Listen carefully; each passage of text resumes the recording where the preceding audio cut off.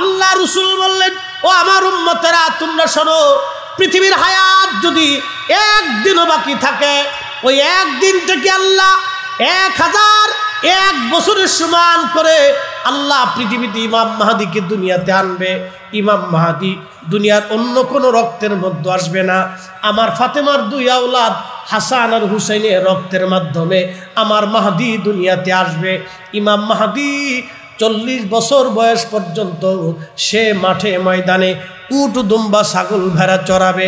মরুভূমির মধ্যে বেদুইন পল্লীতে তার জন্ম হবে। ও মুসলমান, দুনিয়ার গতানুগতিক লেখাপড়া, যুদ্ধবিদ্যা, উলুমুল হাদিস, উলুমুল ফিক, উলুমুল তাফাসির, উলুমুল কেরাত, দুনিয়ার কোনো বিদ্যায় সে পারদর্শী হবে না।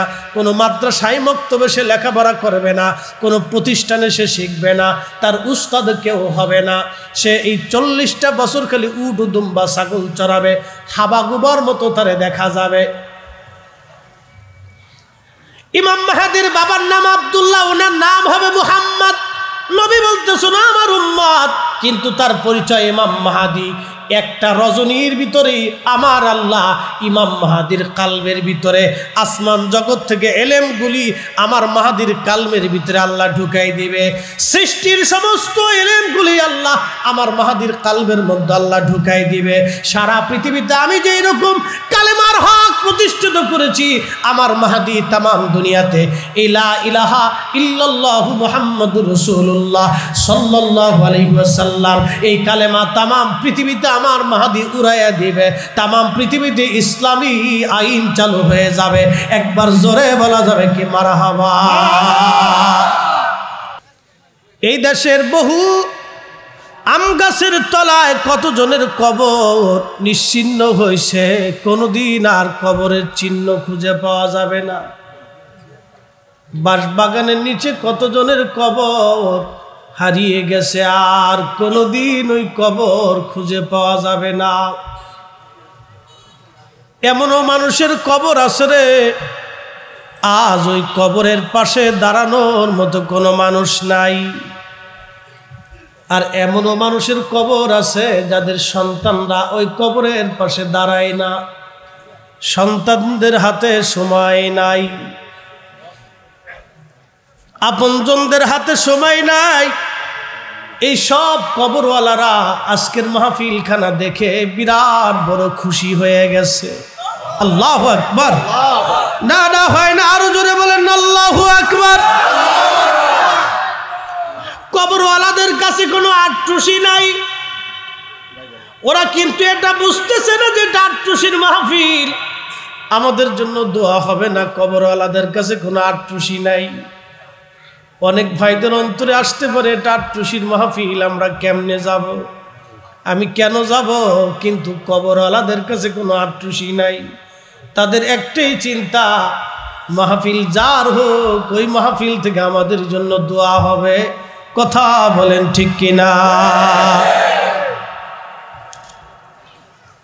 এই মাহফিলে যখন মাগরিবের নামাজের পরে দোয়া করা হলো, মাওলানা জাহাঙ্গীর আলম মুজাহিদি ভাই দোয়া যখন করেছেন তখন একটা শব্দ বলেছিলেন, আল্লাহ এই পুটিয়া বাজার এলাকার মধ্যে যত মানুষ কবরে গেছে, উনি কিন্তু বলে নাই ফর্সা মানুষের কবরে সওয়াব দাও, কালো মানুষের কবরে দিও না। উনি কিন্তু বলে নাই আল্লাহ ধনীর কবরে নেকি দাও, গরিবের কবরে দিও না। উনি কিন্তু বলে নাই আল্লাহ রাজনীতি যারা আমলিক করে তাদের কবরে সওয়াব দাও, বিএনপির কবরে সওয়াব দিও না। উনি কিন্তু বলে নাই আল্লাহ আটটুসিওয়ালাদের কবরে সওয়াব দাও, সর্বনায়ালার কবরে সওয়াব দিও না।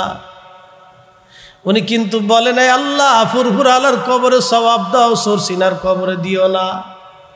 একটাই কথা, আল্লাহ তোমার বান্দা যারা পরিমাণ ঈমান নিয়ে যারা কবরে গেছে, আল্লাহ সবার কবরে পুটিয়ার কবরবাসীর কবরের মধ্যে সওয়াব দিয়ে দাও।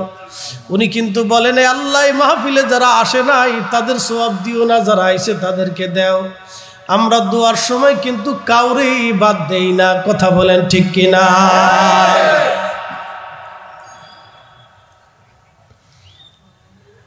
পুটিয়ার মুসলমান বাজারে দোকানে রাস্তাঘাটে বহু মানুষ ঘোরাফেরা করতেছেন রে বন্ধু। দিন শেষ হয়ে গেলে দিন আর পাওয়া যায় না। আজকের যেই জীবনের সন্ধ্যা নামলো, আগামী দিন কারো জন্য সকাল আর উদয় হবে না, সকাল হওয়ার আগে সে চলে যাবে। ইন্না লিল্লাহি ওয়া ইন্না ইলাইহি রাজিউন। নিশ্চয় আমরা আল্লাহর জন্য আবার ফিরে চলে যাব আল্লাহর কাছে। ছিলাম আল্লাহর কাছে রুহের জগতে, আমরা রুহের জগতে একসময় এরকম ছিলাম একসাথে। আজকে দুনিয়ার জগতে আমরা একসাথে আইছি।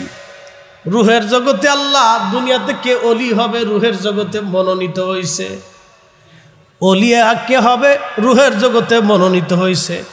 আটটুসির হুজুর আল্লাহর অলি হবে রুহের জগতে মনোনীত হয়েছে।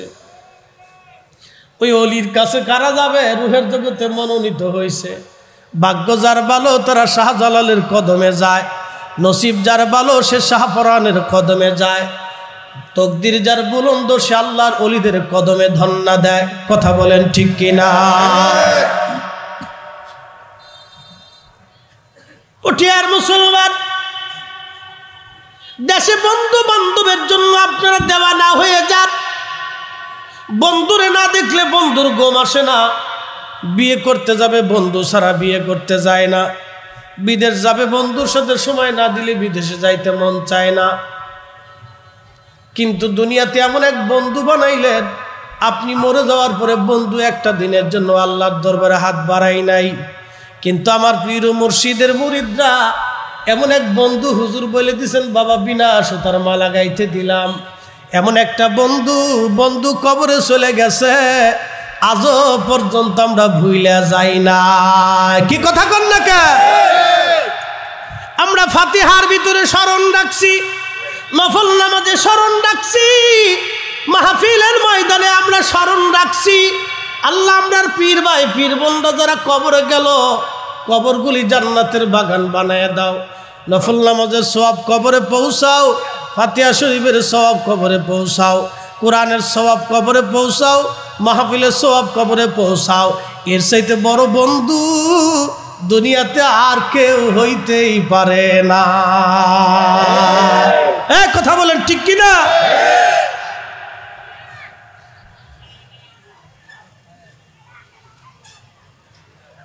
পুটিয়ার মুসলমান, খুবই মনোযোগ দিয়ে শুনিয়া যান।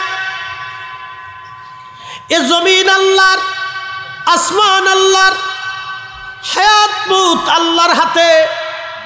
পৃথিবীর কোন পার্লামেন্ট থেকে রিজিক বরাদ্দ হয় না, রিজিক বরাদ্দ হয় আল্লাহর পার্লামেন্ট থেকে। কি কথা ঠিক কিনা? রিজিক কিন্তু আসে আল্লাহর পার্লামেন্ট থেকে, ইজ্জত আসে আল্লাহর পার্লামেন্ট থেকে, ইজ্জত ছিনায় নেওয়া হয় আল্লাহর পার্লামেন্ট থেকে, রাজত্ব আসে আল্লাহর পার্লামেন্ট থেকে, রাজত্ব ছিনায় নেওয়া হয় আল্লাহর পার্লামেন্ট থেকে। আল্লাহ বলেন, কুলিল্লাহুম্মা, ও নবী হাবিব আমার বন্ধু আমার, আপনি বলে দেন, মালিকাল মুলকি তুতিল মুলকা মান তাশা।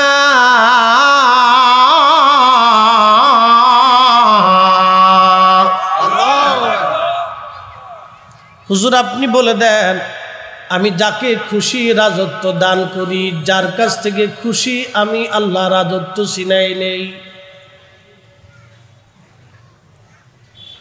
ওয়াতানজিউল মুলকা মিম্মান তাশা ওয়া তুইজ্জু মান তাশা ওয়া তুদিল্লু মান তাশা। আমি যাকে খুশি তাকে ইজ্জতওয়ালা বানাই, যার কাছ থেকে খুশি আমি মওলা তার ইজ্জত ছিনায়া নেই। আজ 800 বছর ধরে শাহজালাল রহমাতুল্লাহ আলাইহির মাজার জিয়ারত হয়। পৃথিবী যদি আরো 800 বছর থাকে, শাহজালালের মাজার জিয়ারত হবে। পৃথিবীর সব আলেমরাও যদি ফতোয়া দেয়, আল্লাহর ওলির জিয়ারত বন্ধ হবে না, হবে না, হবে না। কথা বলেন ঠিক না বেঠিক? হাত উঁচু করে বলেন ঠিক না বেঠিক? আবু মুসলিম আল খাওলামি রহমাতুল্লাহ আলাইহি বিরাট বড় কিবারুত তাবিঈন আবু বকর সিদ্দিক রাদিয়াল্লাহু আনহুর হাতে কালেমা পড়েছিলেন। বাড়ি ছিল মিশর, দিনের দাওয়াত দিতে গেছেন ইয়ামান। ভণ্ড নবীর উদ্ভব হলো। ভণ্ড নবী বলল, আবু মুসলিম, যদি আমাকে নবী মানো তাহলে তোমাকে ছেড়ে দিব। আবু মুসলিম আল খাওলামি বলেন, ভণ্ড নবী কাজ্জাব, আমাদের নবী শেষ নবী, আমাদের নবীর পরে আর কোনো নবী আসবে না। বলে, তোমাদের নবী শেষ নবী, তার প্রমাণ কি? আবু মুসলিম আল খাওলামি ডাক দে বলেন, কাজ্জাব, তোমরা আমারে মেরে ফেলবা, তোমরা আগুন জ্বালাইছো, আগুনে পুড়ায় মারবা, আমার হাত পা বেঁধে আগুনের মধ্যে তোমরা ফেলে দাও। আমার শরীর যদি আগুনে পুড়ায় তাহলে আমার নবী মিথ্যা, আর যদি আগুন আমারে না পুড়ায় তাহলে তোদের নবী মিথ্যা। চিৎকার মেরে জোরে বলেন আল্লাহু আকবার। পটিয়ার মুসলমান ইমান কি কঠিন ইমান, কত জটিল ইমান। হযরত ওমর রাদিয়াল্লাহু আনহুর কাছে খবর আসছে, ইয়ামান দেশে আবু মুসলিম আল খাওলামিকে ভণ্ড নবীর লোকেরা অ্যারেস্ট করেছে, ধরে নিয়ে গেছে মেরে ফেলে দেওয়ার জন্য। হযরত ওমর শুধু পায়চারা করতেছে, আহা, নবীর একজন খালেস উম্মত আজ কঠিন পরীক্ষার সম্মুখীন হয়ে গেল। বন্ধু, মদিনায় সংবাদ আসছে, কিন্তু মদিনার থেকে ইয়ামান বহু দূরের রাস্তা, সাহায্য সৈন্য পাঠাইতে দেরি হয়ে যাবে। হযরত আবু মুসলিম আল খাওলামিকে ভণ্ড নবীর লোকেরা হাত পাগুলি বেঁধে নিয়ে আগুনের মধ্যে ছেড়ে দিল। আগুন জ্বলে, আবু মুসলিম আল খাওলামি জ্বলে না।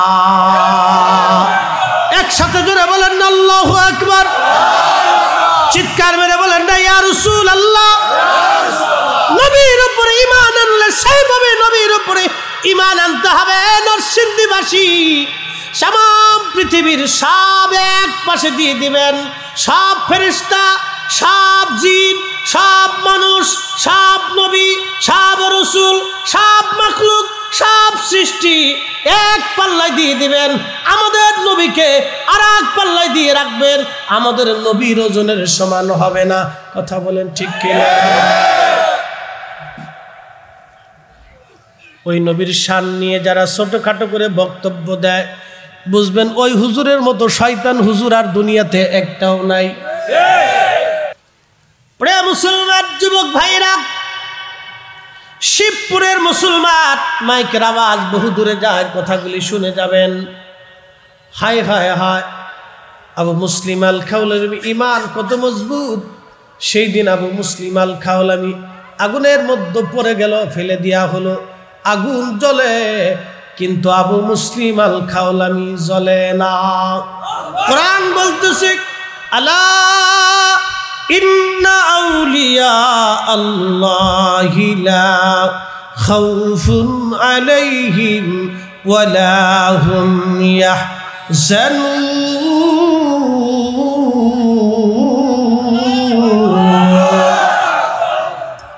কোরআনের উপরে কোনো দলিল আছে?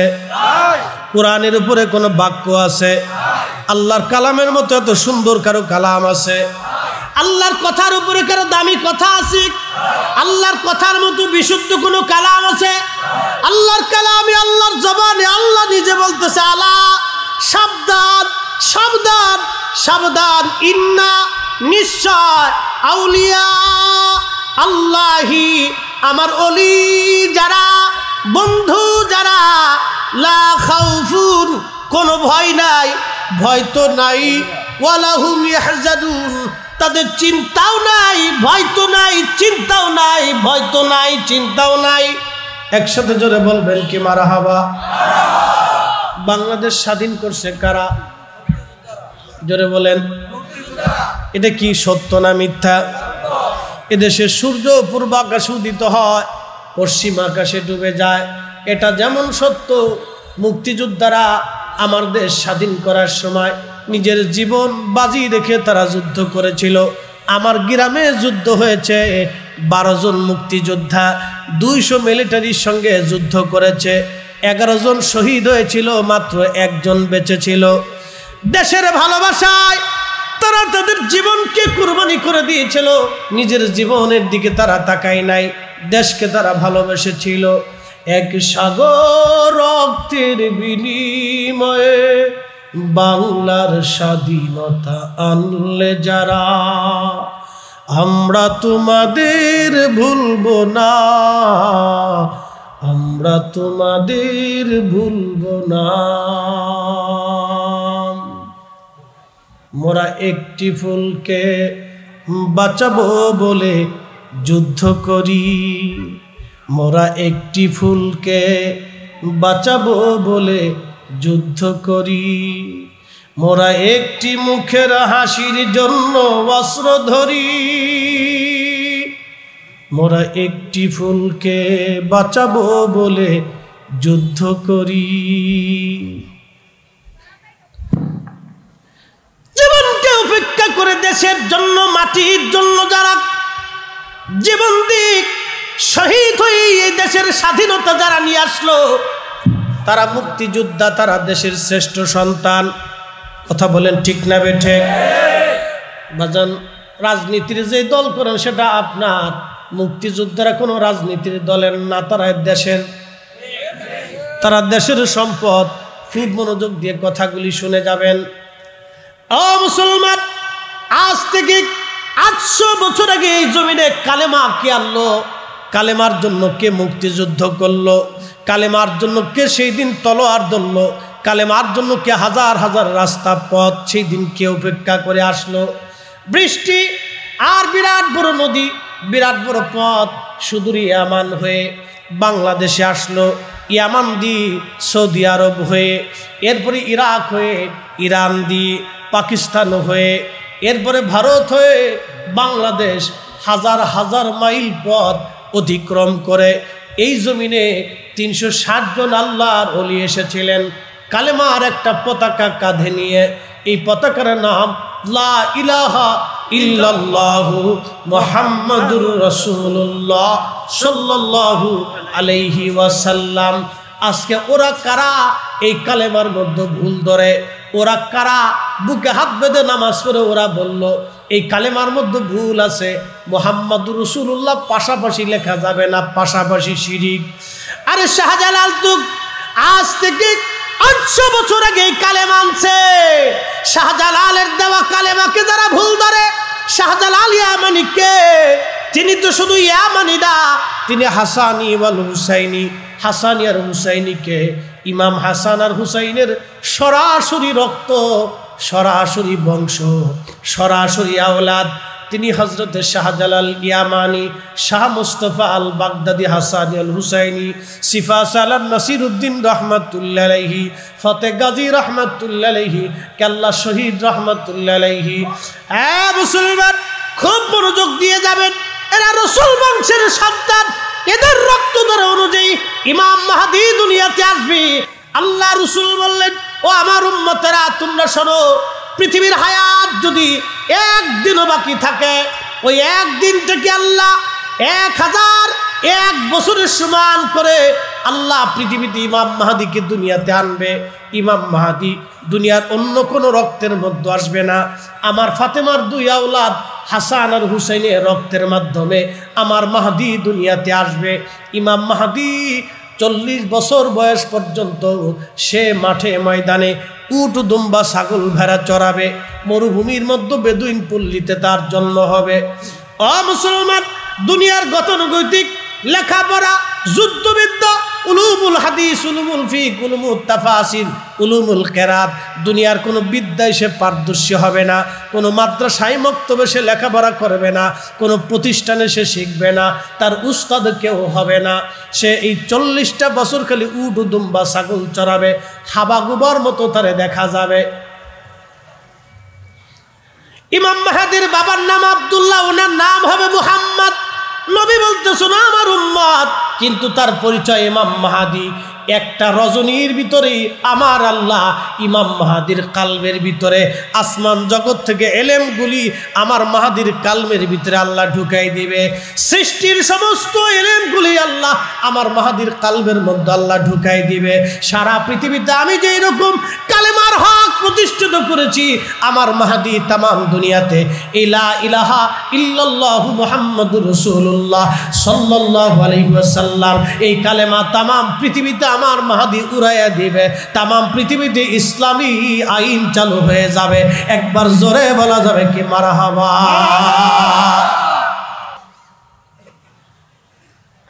অ্যাটেনশন।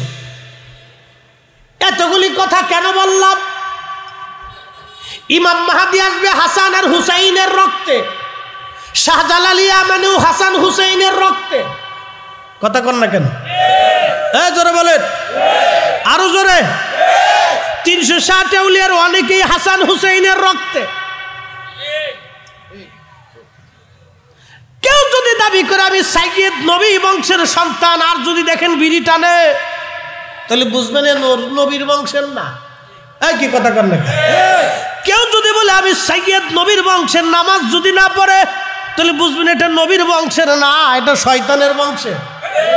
আসতে বলেন কেন? জোরে বলেন। নবীর বংশের যারা সরাসরি আল্লাহর নবীর রক্তের যারা থাকবে, তারা থাকবে পুত পবিত্র। তাদের চেহারার দিকে তাকাইলেই বোঝা যাবে তারা আল্লাহর নবীর বংশের।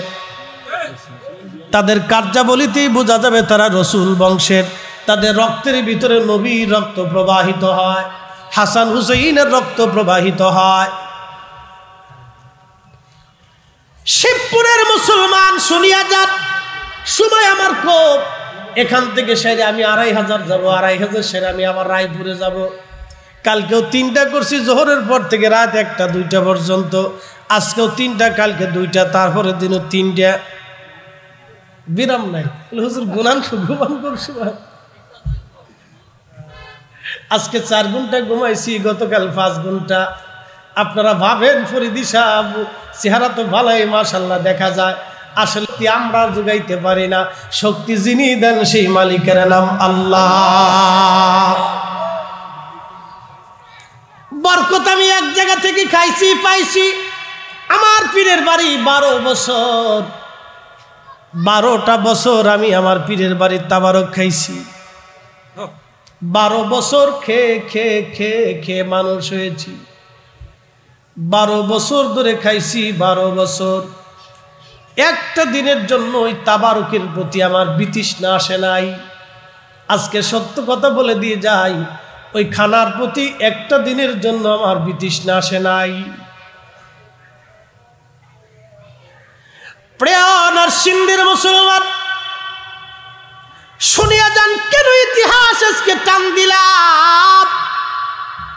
800 বছর আগে দিন এই দেশে শাহজালালের কাঁধে ভর করে এই জমিনে কালেমা আসছে, দিন আসছে। শাহজালাল রহমতুল্লাহ আলাইহি নামাজ শিখাইলেন এইভাবে, বুঝে যাবে। দলিল আমি দেব না, দলিল আমার ঘরে বহুত আছে, 38টা হাদিসের কিতাব, দলিলের কোনো শেষ নাই। আজকে আপনাদেরকে পরিসংখ্যান থেকে RS, CS, BS, এসে খতিয়ার নাম্বার সহ একবার বুঝিয়ে দিয়ে দিতেছি। শাহজালাল রহমতুল্লাহ আলাইহি নামাজ পড়লেন এইভাবে। উনি যদি নামাজ এইভাবে পড়তেন, তাহলে এদেশের 18 কোটি মুসলমান এইভাবে নামাজ পড়ত। কথা বলেন ঠিক কিনা? উনি যদি নামাজ এইভাবে পড়তো, তাহলে এদেশের 18 কোটি মুসলমান এইভাবে নামাজ পড়তো। 360 আউলিয়া নামাজ শিখেছে এইভাবে। নামাজে আসতে আমিন বলতে শিখিয়েছে, তারাবি শিখিয়েছে 20 রাকাত, নামাজের পরে দোয়া শিখিয়ে গেছে। উন্ডা শিখাইছে বিদায় আজও দোয়া চালু আছে। উন্ডা না শিখাইলে দোয়া চালু হইতো না। ও নবীর উম্মত, উন্ডা শিখাইছেন, দোয়া চালু আছে। আজ ওরা কারা আমার দোয়া চুরি করতে চায়, আমার নামাজ চুরি করতে চায়, আমার মসজিদে ভেজাল বাঁধাইলো। ভাইয়ে পুতে ভেজাল, ভাইয়ে ভাইয়ে ভেজাল, বাপ পুতে ভেজাল, সন্তান বাবায় ভেজাল, মাই ছেলে ভেজাল, মাই মেয়ে ভেজাল, ইমাম মুসল্লি ভেজাল, গ্রামে গ্রামে ভেজাল, বন্ধু বন্ধু ভেজাল, এলাকায় এলাকায় ভেজাল। তার মানে বোঝা গেল ওরাই শয়তানের দালাল। কষ্ট হয়েছে? বলবেন হুজুর হয় ওরা ঠিক নাই শাহজালাল ঠিক? কে ঠিক? কে ঠিক? কে ঠিক? উনার রক্ত, রসুলের রক্ত উনার শরীরে প্রবাহিত হচ্ছে, দিন উনি বুঝে নাই। 1450 বছর পরে এসে তুমি আমার দিন বুঝাইতে চাইছো, বলদা পাইছো নাকি?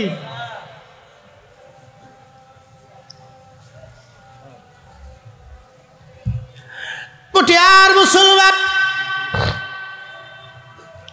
খুবই মনোযোগ দিয়ে শুনিয়া যান। 850 বছর ধরে এই জমিনে দিন আনছে শাহজালাল রহমাতুল্লাহ আলাইহি। হায় হায় কি চমৎকার কথা, আল্লাহর ওলি আনলেন। কত চমৎকার দিন আমরা এই জমিনের ভিতরে চলতেছি। আমাদের মসজিদের মধ্যে কোনো ভেজাল ছিল না, আমাদের গোরস্থানে ভেজাল নাই, আমাদের নামাজে ভেজাল নাই।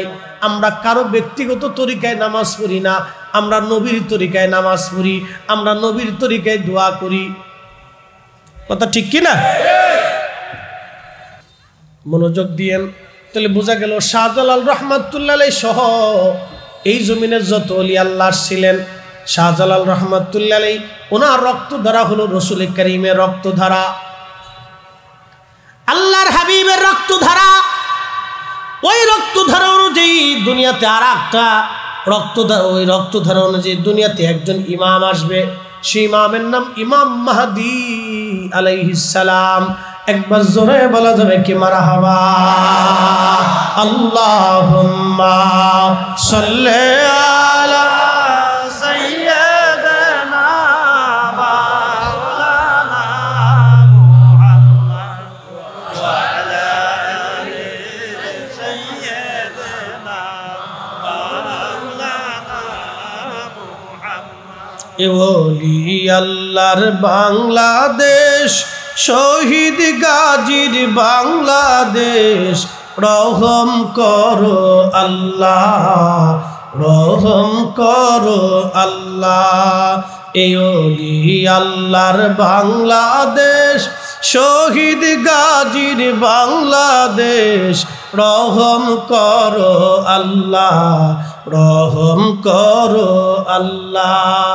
এই শাহজালালের বাংলাদেশ, শাহপরানের বাংলাদেশ, রহম করো আল্লাহ, রহম করো আল্লাহ।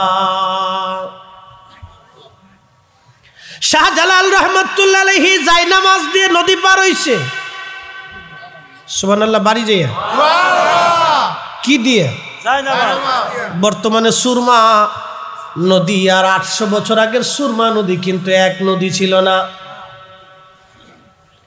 800 বছর আগে সুরমা নদী বিরাট বড় নদী ছিল। বর্তমান ঢাকা আর 800 বছর আগের ঢাকা কিন্তু এক ঢাকা ছিল না। 50 বছর আগে বুড়িগঙ্গার পানি দিয়ে মানুষ গোসল করছে, ওই পানি দিয়ে রান্না বান্না করছে। আর 50 বছর পরে আসার পরে ওই পানির ভিতরে কেউ যদি গোসল করে সগীরা গুনাহ মাপ। কথা খারাপ কিছু? পুরে সর্বনাশ, কি পানির পানি রে ভাই। এই মাঘ মাসে যে কেউ যদি পানির ভিতরে নামে তো সর্বনাশ, ও শরীর দিয়ে খালি সেন্ট বেরিয়ে।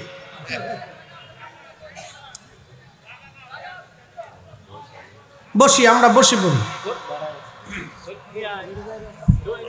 আচ্ছা, অনেকে দাঁড়াই ওয়াজ শুনতে পছন্দ করে, করুক না, থাক, যে যেইভাবে সুবিধা পায়। একসাথে বলি না আল্লাহু আকবার। যার যেরকম সুবিধা আর কি। অনেকে দাঁড়ায় সুবিধা পায়, ভালো লাগে, তো থাকুক, বসে থাকুক, দাঁড়ায় থাকুক, অসুবিধা নেই। আমার দরকার হলো শুনতে হইব। আমার দরকার হলো শোনা, খুব ইখলাসের সাথে, মনোযোগের সাথে শোনা। মাশাআল্লাহ, মাগরিবের রক্তেই মাঠ অর্ধেক ভরে গেছে। 3 ভাগের 4 ভাগের 3 ভাগ ভরে গেছে, আর 1 ভাগ বাদ আছে, ইনশাল্লাহ ভরে যাবে। একসাথে বলেন না মারহাবা। আল্লাহু আকবার। খুব মনোযোগ দিয়ে শাহজালাল ইয়ামানি মুজাররদি জায়নামাজ দিয়ে নদী পার হইল। তাও কত বড় নদী, বিরাট বড় সুরমা নদী। বর্তমান নদীর মতো নাই, নদীর থেকে 10 গুণ বড় নদী। শাহজালাল রহমাতুল্লাহ আলাইহি নদী পার হইলেন সুরমা জায়নামাজ দিয়ে। আজকে যারা তোমরা আমার নামাজে ভুল ধরো, দুয়ায় ভুল ধরো, তারাবিতে ভুল ধরো, বেতের নামাজ 1 রাকাত বানাইছো 3 রাকাত বাদ দিয়া, তোমরা শুনে নাও, তোমরা যদি হক হও তাহলে আমি বলবো বাইরে পদ্মা নদীর পারে তোমার যত শায়েক শুয়েক আছে সব কয়টা রাইনা যায় নামাজ বিছিয়ে দিয়া, যত দুয়া কালাম আছে পইরা ফু মাইরা যায় নামাজ দিয়ে নদী পার হও।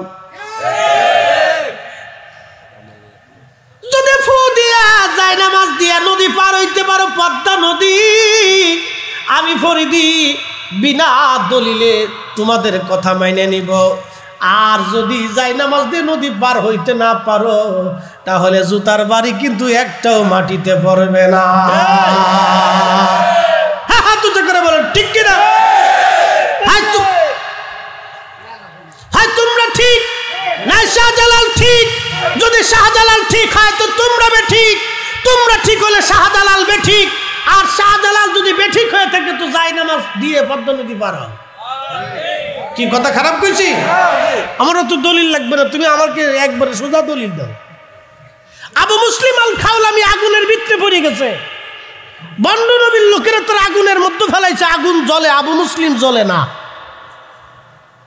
এটা আমার নবীর উম্মত, আমরা ওই মুসলমান, আমরা সেই মুসলিম যাই নামাজ দিয়ে নদী পার হওয়া মুসলিম, আমরা সেই মুসলমান। ইমাম শাফিঈ যাই নামাজের উপরে দজলা নদীর উপরে নামাজ পড়েছিলেন, জোহরের পুরা ওয়াক্ত নামাজ লক্ষ লক্ষ মুসলমান দেখেছিল। আমরা সেই মুসলিম।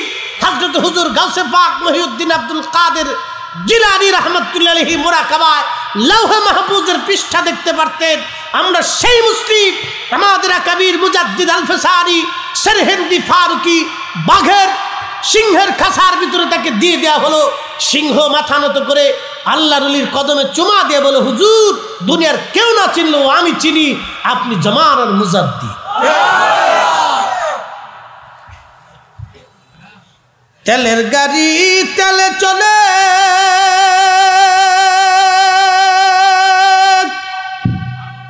হাওয়ার গাড়ি হাওয়ায় উড়ে, বিনা তেলে চালায় গাড়ি নবী সুলাইমান।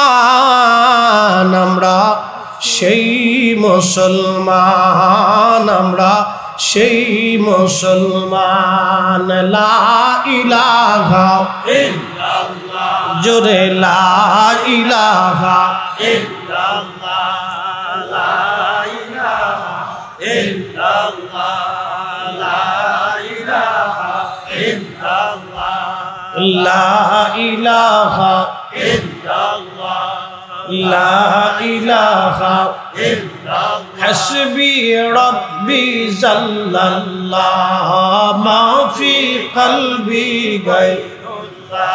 আহা নূর মুহাম্মদ সাল্লাল্লাহ, বলি নূর মুহাম্মদ সাল্লাল্লাহ, বলি লা ইলাহা ইল্লাল্লাহ, লা ইলাহা ইল্লাল্লাহ, ও লা ইলাহা ইল্লাল্লাহ, ও লা ইলাহা ইল্লাল্লাহ, লা ইলাহা ইল্লাল্লাহ মুহাম্মাদুর রাসূলুল্লাহ সাল্লাল্লাহু আলাইহি ওয়াসাল্লাম।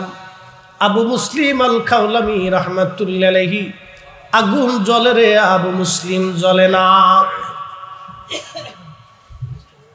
ভণ্ড নবীর লোকেরা ডাক দেখায়, দেখছো নি সর্বনাশ, আবু মুসলিম আগুনের ভিতরে, আগুন জ্বলতেছে, সে জ্বলে না। ওরা পালিয়ে চলে গেল, কিন্তু কিছু লোকের ঈমান রয়ে গেল। তারা কালেমা বদলাইয়া আবু মুসলিম আল খাওলামির দলে আসিয়া আখিরি নবীর উপরে ঈমান আনিয়া তারা আবার মুসলমান হয়ে গেল। কিন্তু বাকিদের ঈমান আর আসলো না। এই দৃশ্য দেখার পরেও কেউ ঈমান মানে নাই। তার মানে বোঝা গেল গো, নবীর উম্মতের ভিতরে এমনও কেউ আছে যারা আল্লাহর ওলিদের আল্লাহ প্রদত্ত ক্ষমতা দেখবে কিন্তু মানবে না। কিছু মানবে, কিছু মানবে না। আল্লাহর নবী যখন চাঁদ দ্বিখণ্ডিত করে দেখাইলেন তখন আবু জাহেলের দল মানে নাই, কিন্তু ঠিকই আবু বকরের জামাত মেনে নিয়েছিল। কি কথা বলেন ঠিক কিনা? আবু জাহেল ডাক দেখে মক্কাবাসী শুনছা চাঁদের জায়গা চাঁদ ঠিক আছে, কিন্তু মুহাম্মদ তোমাদের চোখের উপরে জাদু মারছে। দেখছেন, শয়তান কিন্তু ওই সময় ছিল, শয়তানের যুক্তিও কিন্তু চমৎকার। কি শয়তানের শয়তান দেখেন, চালাক কত বড়। চাঁদের জায়গা চাঁদ ঠিক আছে রে মক্কাবাসী, মুহাম্মদ তোমাদের চোখের উপরে জাদু মারছে। হযরত ঈসা নবীর একটা ঘটনা আজ মনে পড়ে গেল, বলবো?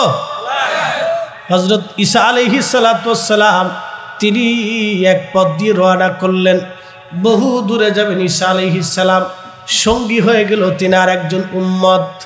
সঙ্গী হয়ে যাওয়ার পরে ঈসা আলাইহিস সালাতু ওয়াস সালাম এবং সেই সঙ্গী তারা দুইজন বহু পথ অতিক্রম করার পরে ঈসা নবীর কাছে 3টা রুটি ছিল। একটা একটা করে দুইজনে 2টা রুটি খাওয়ার পরে ঈসা আলাইহিস সালাম নদীর মধ্যে গেলেন পানি পান করার জন্য। উনি নদীর মধ্যে পানি পান করে আসার পরে দেখতেছে বাকি রুটিটা আর নাই। জিজ্ঞেস করলেন, ও আল্লাহর বান্দা, বাকি একটা রুটি ছিল, রুটি তো ছিল 3টা, তুমি আমার সফর সঙ্গী, আমি আর তুমি, এই 2জন ছাড়া তো এখানে আর কেউ নাই। এই 2জন ছাড়া তো এখানে আর কেউ নাই, বাকি রুটিটা কোথায় চলে গেল? ওই উম্মত ডাক দেখে, হুজুর বাকি রুটি কোন জায়গায় গেছে আমি কইতে পারি না। দেখেন কত বড় ডাকাত, খাড়ার উপরে মিশা কথা কয়ে ফেলছে। আমার দেশে এরকম কিছু ডাকাত আছে মসজিদের টাকা চুরি করে খায়। নরসিংদী মনে হয় নাই, আমার ঢাকা শহরে আমার মসজিদের কমিটি অনেকে মসজিদের টাকা চুরি করে খাইছিল, আগের যারা ছিল। তার মানে চিন্তা করেন কত বড় ডাকাত। মসজিদের টাকা, আল্লাহর ঘরের টাকা যারা চুরি করে খায়, ওদেরকে যদি অর্থমন্ত্রী বানাই দেওয়া হয় বাংলাদেশে, তাহলে কি পরিমাণে চুরি হবে চিন্তা করেন। কি কথা কর দেখে, এর যদি অর্থমন্ত্রী বানাই দেন, বাণিজ্য মন্ত্রী বানাই দেন, আর এর যদি ধর্মমন্ত্রী বানান, ধর্মটারও চুরি করে ফেলবে। কি কথা কর না কে? তার মানে আমানতের এত পরিমাণে খেয়ানত, আল্লাহর ঘরের টাকাও যারা চুরি করে খায়, এদের মতো নিকৃষ্ট জীব শুয়োরের চাইতেও খারাপ। কথা কর না কে? ওর শুয়োরের চাইতেও খারাপ। আল্লাহ রাসূল বলেন, উম্মতকে কিয়ামতের আগে ওয়াদাউল আমানা, আমানতের খেয়ানত বাড়তে থাকবে। এত পরিমাণে আমানতের খেয়ানত হবে, এত পরিমাণে বাড়বে যে মসজিদের টাকাগুলো কমিটির অনেকেই চুরি করে খেয়ে ফেলবে। হায় হায় হায়, তাদের হাতগুলি কাঁপে না। আপনি রাষ্ট্রের কথা বাদ দেন, সমাজের কথা বাদ দেন, ইন্ডাস্ট্রির কথা বাদ দেন, দোকানের কথা বাদ দেন, গ্রামের কথা বাদ দেন, রাস্তার কথা বাদ দেন, টেন্ডারের কথা বাদ দেন, সরকারি কাজের কথা বাদ দেন, আমলা সামলার কথা বাদ দেন, কর্মচারীর কথা বাদ দেন, বেসরকারির কথা বাদ দেন, প্রতিষ্ঠানের কথা বাদ দেন, সংস্থার কথা বাদ দেন, দুনিয়ার সব জায়গার কথা বাদ দেন। আল্লাহর ঘরের মতো পবিত্র জায়গা আর দুনিয়াতে কোথাও নাই। আল্লাহর মসজিদের মতো সম্মানী ঘর আর কারো কোথাও হতে পারে না। এই ঘরের টাকা যারা যেই জাতি চুরি করে খায়, এই জাতি যতই ভালো কথা কন, ভালো হওয়ার কথা না। কি কথা বলেন ঠিক কিনা? এদের কাছে কেউ নিরাপদ না, এদের কাছে কেউ নিরাপদ না।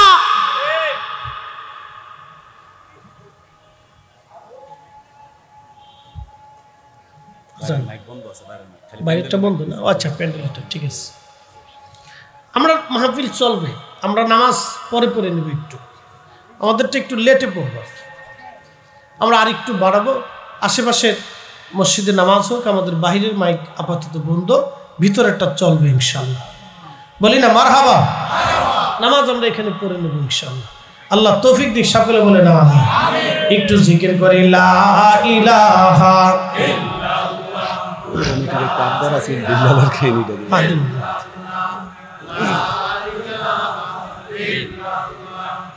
লা ইলাহা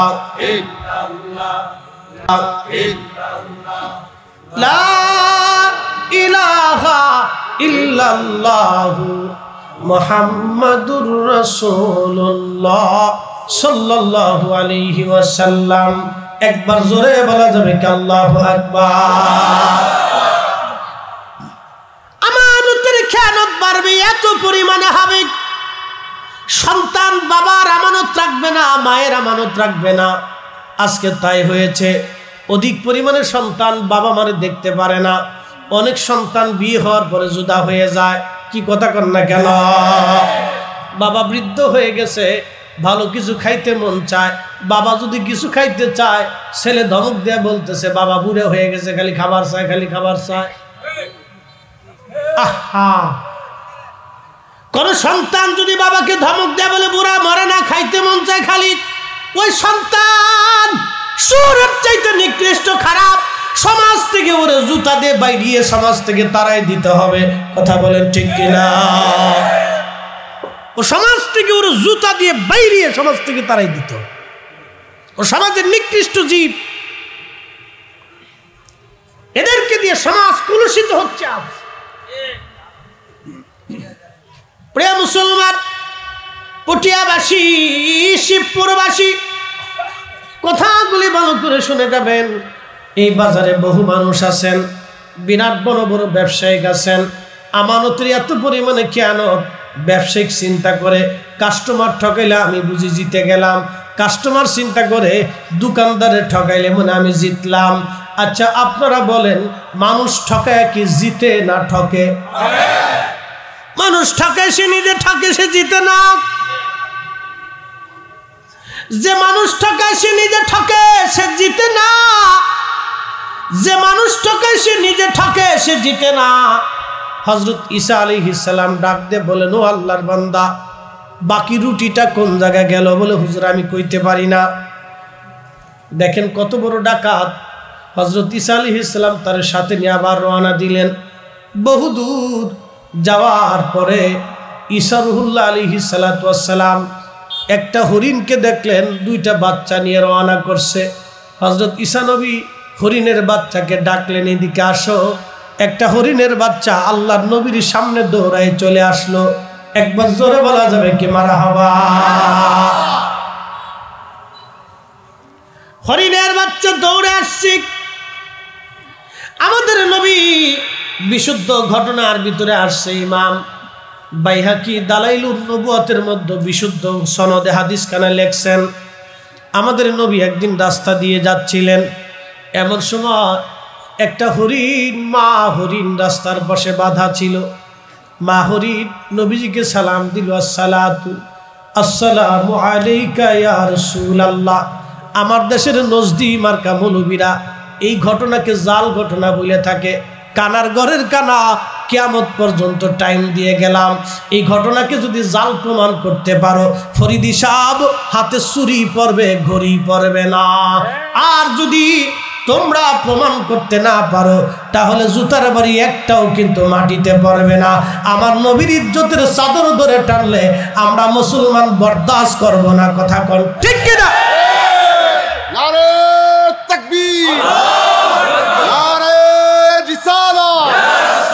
বিশ্বলি খাজা বাবা ফরিদপুরি, আলহাজ খাজা মিয়া ভাইজান মুজাদ্দিদি, আলহাজ খাজা মেজু ভাইজান মুজাদ্দিদি, নরসিংদী জেলা কর্মী গ্রুপ, হযরত মাওলানা মুফতি জহুর ইসলাম ফরিদি সাহেব, নারে তাকবীর।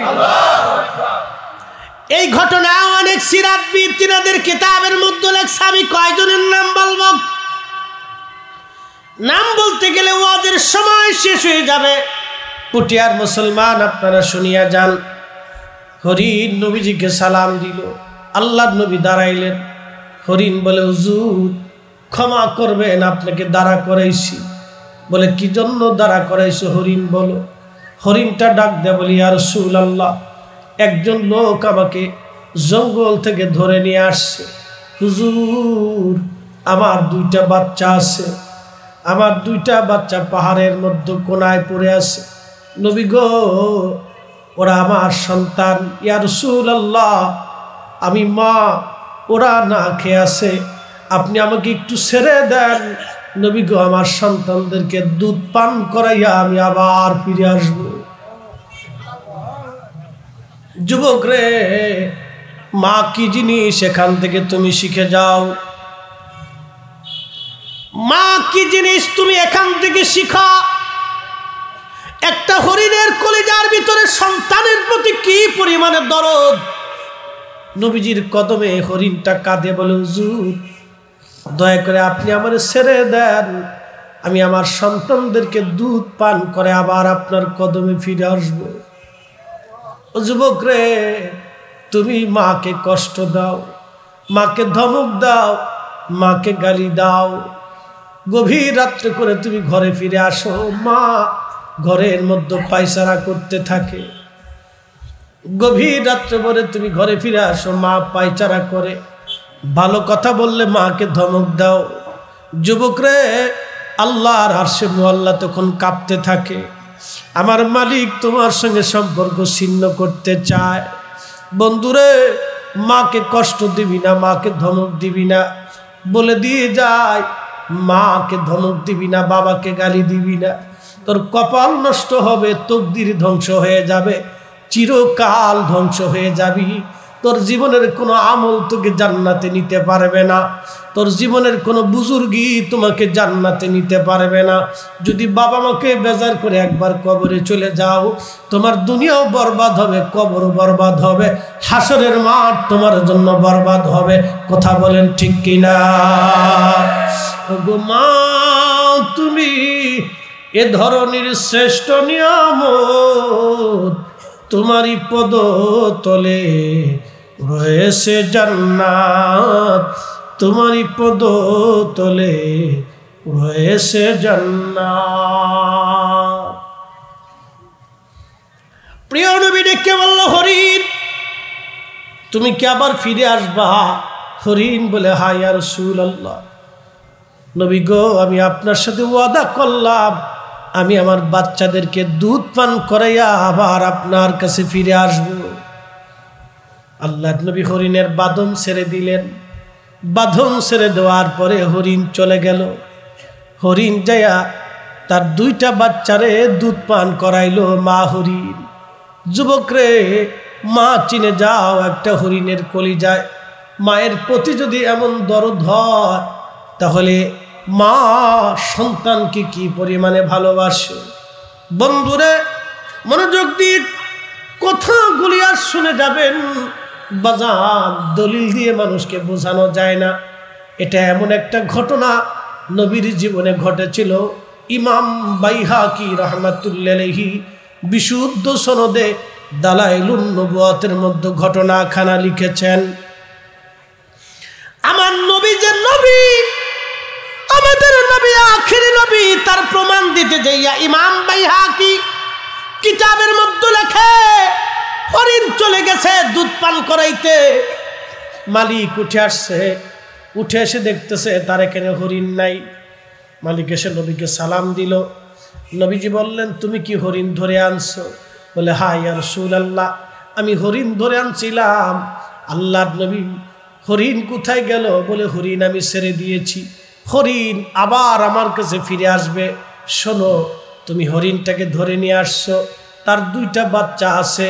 হরিণ আমার কাছে অভিযোগ করেছে তুমি তাকে ধরে নিয়ে আসছো তার দুইটা বাচ্চাকে দুধ পান করানোর জন্য। হরিণ আমার কাছ থেকে বিদায় নিয়ে গেছে, হরিণ আবার ফিরে আসবে। বলে, ইয়া রাসূলুল্লাহি, কি করে হরিণ আবার ফিরে আসবে বলেন? একটা প্রাণী চলে যাওয়ার পরে কি আর ফিরে আসে? আল্লাহর নবী বললেন, হ্যাঁ, সে আমার সাথে ওয়াদা করছে হরিণ আবার ফিরে আসবে। একবার জোরে বলা যাবে কি ইয়া রাসূলুল্লাহ? শ্রেষ্ঠ নবী দিলাম রে তরিয়ে নিতে রোজ হাসরে, পথ না ভুলি তাই তো দিলে পাক কুরআনের বাণী। খোদা তোমার মেঘের বাণী।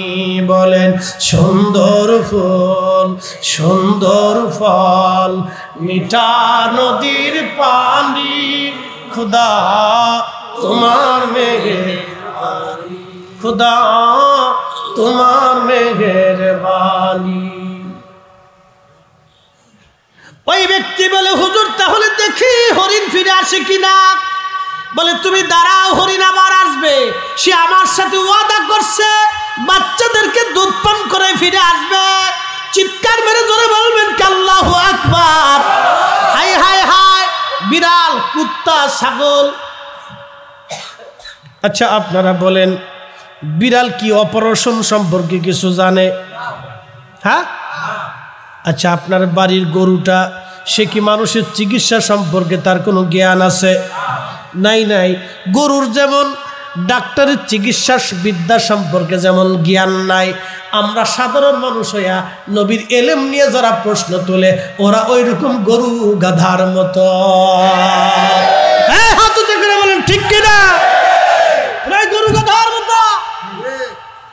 গরু গাধার যেমন ওই চিকিৎসা বিদ্যায় ওর যেমন কোনো দখল নাই, আমার দেশের কিছু গরু গাধা আছে, এরা বিরাট বড় সাইকুল হাদিস হইয়া আমার রসুলের এলেম নিয়ে যারা প্রশ্ন তোলে, আল্লাহর কসম করে বলি, আসমানের মালিকের কসম করে বলি, জমিনের মালিকের কসম করে বলি, সৃষ্টির মালিকের কসম করে বলতেছি, আল্লাহ রসুলের এলেম নিয়ে যারা প্রশ্ন তোলে ওরা গরু গাধার মতো। কথা কয়।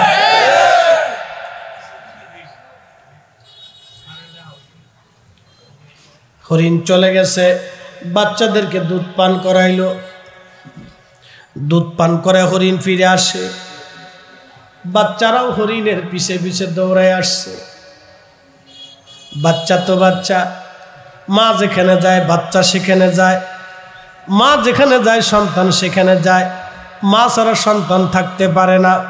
এই জন্য এতিম যারা হয়ে যায়, আল্লাহর নবী বলছেন ও এতিম তোমরা পালো, ওই এতিমের মাথায় তোমরা হাত দাও, এতিমদের তোমরা খাওয়াও। যারা এতিম পালে, এতিম লালন করে, এতিমদেরকে যারা খাওয়ায়, জান্নাতের মধ্যে আমি নবীর কাছাকাছি সাথে সাথে পাশাপাশি তারা জান্নাতের মধ্যে থাকবে। একবার জোরে বলা যাবে কি মারহাবা?